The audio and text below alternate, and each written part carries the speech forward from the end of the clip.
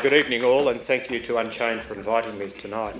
I am heartened that my childlessness does not preclude me from contributing tonight.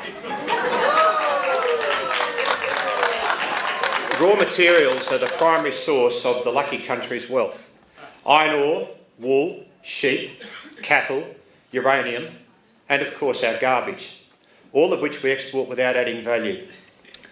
Annually, the lucky country produces more usable iron ore than any other country, but it doesn't rank in the top 10 steel producers in the world.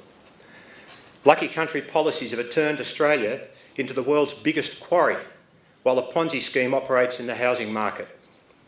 Our per capita contribution to global warming is too high. The tax system acts as a handbrake on the economy, induces resource misallocation, and fails to impose the taxes and royalties it ought impose and that would enable a Norwegian-style sovereign wealth fund. The Australian economy is neither strong nor diversified. Too many of our millennials face a work life of flitting between unskilled jobs trying to scratch a living.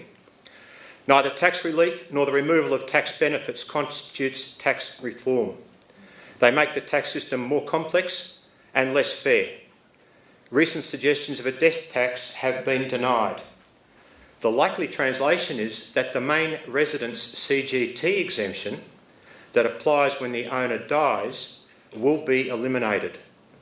In politician speak, it wouldn't be a death tax if you only eliminated an exemption, would it? It's not a new tax. The concepts of human rights and immigration policies compels further examination of politician speak.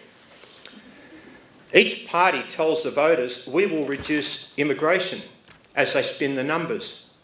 The housing Ponzi scheme feeds on the demand created by the high immigration and enriches the property developers who donate secretly and indirectly to the parties.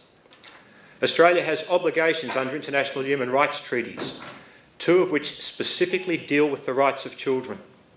The politicians who dumped children in offshore detention were willfully ignorant and tarred all of us with their willfulness.